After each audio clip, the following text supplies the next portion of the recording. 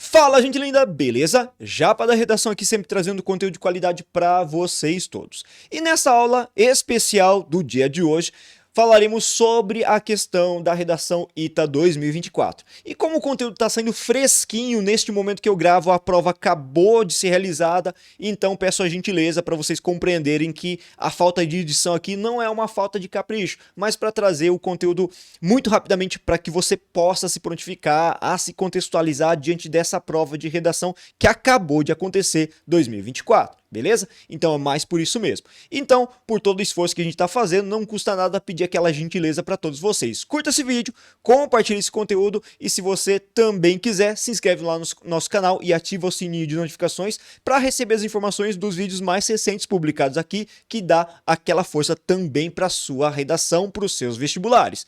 Dito isso, vamos para a nossa capa da aula de hoje. Olha só a capa da aula de hoje e vai lembrar que eu vou aparecer pouco para vocês, porque eu vou transitar bastante entre os slides, entre a minha imagem em alguns momentos, então vocês vão ficar mais presos aos textos, por isso mesmo eu vou aparecer menos mesmo, tudo bem? Então, antes de entrar no mérito todo dos textos motivadores, vale lembrar o seguinte, tá? Que normalmente o ITA ele tem uma estrutura de redação bem característica. Há alguns anos eles vêm adotando esse estilo, né, de proposta de redação. Eles trazem alguns itens que são os textos motivadores e pede para que você leia, interprete, analise com cautela, relacionando também a sua área futura de atuação dentro do ITA. Então isso é importante de ter, essa capacidade de interpretar criticamente os textos motivadores e trazer deles algumas informações que vão ser utilizadas, obviamente, na construção da sua redação também, tá?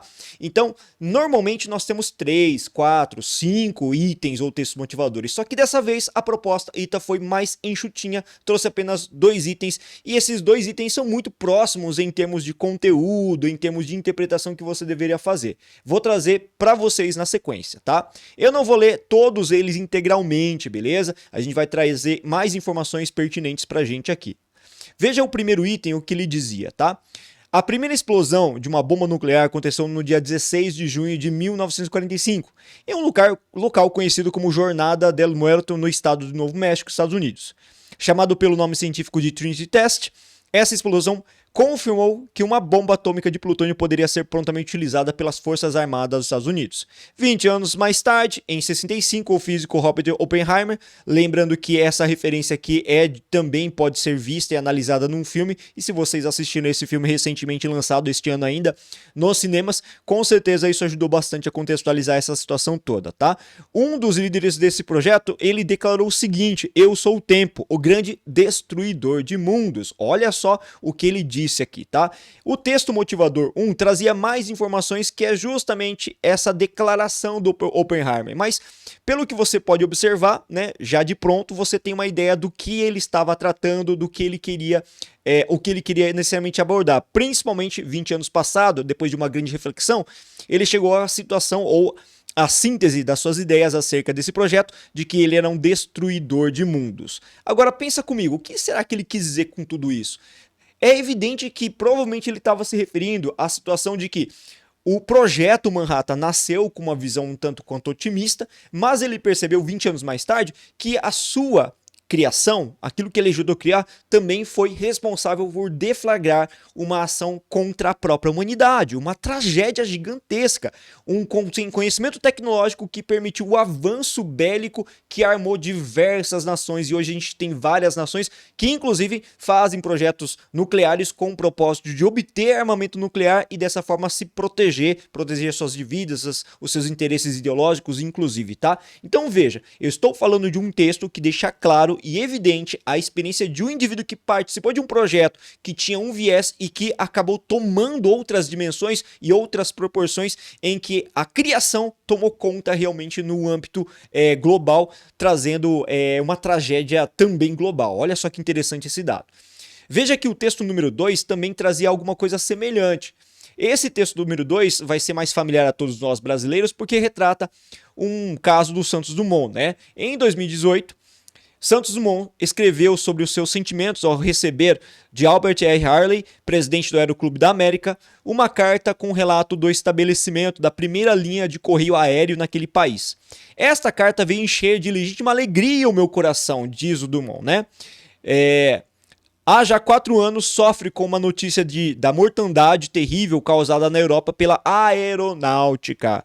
Nós, fundadores da locomoção aérea, no fim do século passado, tínhamos sonhado um futuroso caminho de glória pacífica para esta filha de nossos desvelos, né? Lembro-me perfeitamente que naquele fim de século e nos primeiros anos atual, no Aeroclube da França, que foi, pode-se dizer, o ninho da aeronáutica, e que era o ponto de reunião de todos os inventores que se ocupavam dessa ciência, pouco se falou em guerra. Então previam que alguma coisa positiva ia acontecer. Eu não vou continuar lendo esse texto. Se você quiser pausar para ver bonitinho na íntegra, fica à vontade. Mas você pode perceber que, na verdade, o centro da atenção desse texto também gira em torno da mesma questão do anterior. Só que nesse a gente tem até uma percepção um pouco otimista, né? Porque no final das contas, o artifício que ele ajudou a conceber e criar, foi utilizado no conflito bélico, mas naquele momento em que ele foi premiado e tudo mais, recebeu uma carta, a gente percebe que existe um grau de otimismo em torno dessa sua criação. Então a gente percebe que as tecnologias, a engenharia, pode atuar em benefício da humanidade, mas a gente vê constantemente o abuso do conhecimento trazido pelos avanços científicos para a utilização de construção de armamentos, de instrumentos bélicos para poder destruir a própria humanidade. Olha que louco isso. E a gente está vendo um cenário de conflito armado tanto na Ucrânia e Rússia e também com relação a Israel e Palestina, utilizando armamento que foi criado e desenvolvido acerca desse contexto de desenvolvimento tecnológico e de investimento na engenharia. E tudo isso nos traz um grande questionamento sobre como nós utilizamos a nossa habilidade, a nossa capacidade racional para criar por meio de recursos como é a própria engenharia, tá? Recursos esses que têm um propósito otimista de gerar alguma coisa benéfica para a sociedade, mas no final das contas isso acaba sendo revertido para um cenário de destruição da humanidade. Olha que louco isso, né? Então é uma grande reflexão que nós trazemos para a questão da redação deste ano. E o que você deveria perceber? Você deveria perceber muito bem que, como se trata de ITA, de uma profissão que você vai seguir dentro desse ramo que é a engenharia, claro que a prova esperava que você refletisse sobre essas questões, mas também trouxesse essas questões todas para a sua responsabilidade, para a atuação de engenheiro, que a sua função é atuar com responsabilidade. Então, uma vez que nós atuamos com responsabilidade em diversos campos, né, seja na medicina, na própria engenharia, nós podemos trazer benefícios para a sociedade, mas a utilização de uma forma irresponsável, impensada ou com vieses de trazer malefícios a outra pessoa pode sim levar à construção de mais dor, de mais agonia para uma certa população. Então veja a responsabilidade que recai sobre você, futuro estudante do ITA, beleza? Então, continuando aqui rapidamente, tá? Uma aula bem curtinha. O que o ITA trazia depois na sequência? Com base em seus conhecimentos, como é clássico, né?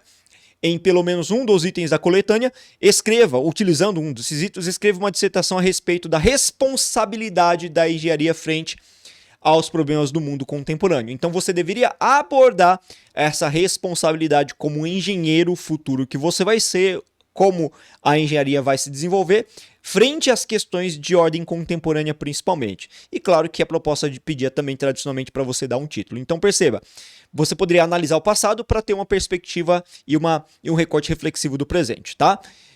O que você precisaria também repensar? Aqui eu fiz uma espécie de projeção acerca da proposta, para que a gente pudesse entender melhor, né? Olha o que ele trata principalmente. A responsabilidade da engenharia é a nossa expressão-chave. Certamente o texto número 1, assim como o texto número 2, traziam informações que me levavam a criar esse tipo de conjunto de informações. Existe um otimismo gerado pelo desenvolvimento tecnológico, como a gente havia citado, mas também existe o quê? A concepção de que o resultado da engenharia e dos investimentos científicos, conhecimento todo de pesquisa, pode levar a ser utilizada o conhecimento contra a própria humanidade. E claro que isso também não é só fruto da situação mais antiga, né, como é retratado nos dois textos da coletânea. A gente tem uma situação conjuntural. Se a gente for pensar que a tecnologia, o conhecimento científico, tudo isso, inclusive a engenharia, está sendo utilizado em termos irresponsáveis ou condições irresponsáveis hoje em dia, Então a gente tem uma situação precária mesmo em que o Brasil e o mundo acabam se inserindo. E por isso mesmo que você precisaria fazer, obviamente, uma análise que ia para além da questão lógica e unicamente racional, né? Você poderia analisar ou deveria analisar do ponto de vista filosófico, reflexivo também, e trazer repertório acadêmico para discutir isso era fundamental, tá? Como seria o meu projeto de texto, basicamente? Aqui eu tenho uma sugestão de como vocês poderiam ter pensado em desenvolver uma dissertação, tá? Na introdução, particularmente, eu pensei no quê? Em você... lembrando que essa divisão é feita em 4 parágrafos, tá? Um de introdução, 2 de desenvolvimento e 1 de conclusão. O que eu pensaria em fazer particularmente em cima desse tema, em cima dessa coletânea? Eu contextualizaria a situação, falando sobre a questão do desenvolvimento da engenharia, afinal de contas esse é um núcleo fundamental para nós partirmos de uma análise, de uma reflexão, nesse caso dessa redação. Falaria desse desenvolvimento acelerado que aconteceu principalmente por ventura da segunda revolução industrial, com motor a combustão interna, e a partir disso falaria também dos avanços que permitiram tanto uma coisa quanto outra, tanto a comunidade para a sociedade, para a humanidade, quanto também trouxe muitas tragédias, traria um contexto que foi referido tanto no texto 1 quanto no texto 2 que eles falam sobre isso, recorrendo inclusive, quem sabe até a eventos similares que exploram essas questões de uma tecnologia sendo criada para o bem, mas no final das contas sendo convertida para o malefício da sociedade. E depois disso eu trabalharia com uma tese em cima disso aqui, que por conta dessas grandes questões que envolvem a responsabilidade na engenharia, a profissão deve ser tratada com muita responsabilidade, com muito zelo também, tá? No meu desenvolvimento 1, por exemplo, eu traria bastante a questão da engenharia como sendo um ponto específico para levar a condição de melhor vida, moradia, locomoção para a sociedade. Então, como a engenharia ela foi responsável por tornar a vida das pessoas dentro de uma visão urbanística, de um desenvolvimento social, do crescimento das urbes mais efetiva em vários aspectos, tá? Eu especificaria o transporte, mas claro que você poderia trazer outros benefícios, até mesmo a questão da internet poderia ser trazido, inclusive, para esse ramo que é até mais atual, né? Bem mais contemporâneo até mesmo, beleza? Já no desenvolvimento 2, eu falaria o contrário, que esses benefícios trazidos pela tecnologia na engenharia foram utilizados em malefício à humanidade também. Ou seja, eu enfatizaria a ideia de que, sem responsabilidade principalmente, nós podemos ter o uso muito imoral até mesmo do conhecimento tecnológico adquirido a partir da engenharia, tá? Esse é um contraponto que eu colocaria, tendo em vista os 2 textos, inclusive, que falam sobre isso, né?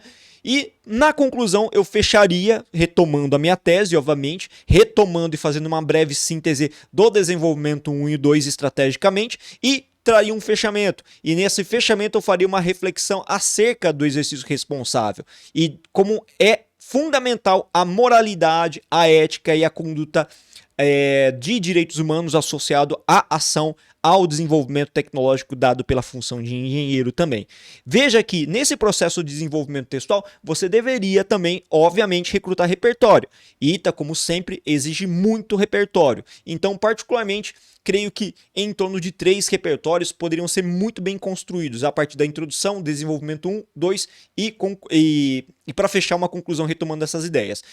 O importante é que você explorasse, e claro que o ITA gosta disso, repertório que fosse acadêmico essencialmente. Claro que repertórios como filmes, seriados, são sempre bem-vindos para dar uma contextualização, para dar um ar um pouco diferente, distinto de autoria, mas é importante, principalmente quando se fala em desenvolvimento das ideias, a defesa persuasiva em seus argumentos, você levantar, principalmente, repertórios acadêmicos. Pô, professor, o que é um repertório acadêmico? É um repertório que se refere a uma fonte confiável, derivada principalmente das áreas de sociologia, história, filosofia, literatura, arte, ou seja, informações essas que têm grande credibilidade e podem conceder caráter persuasivo à sua redação.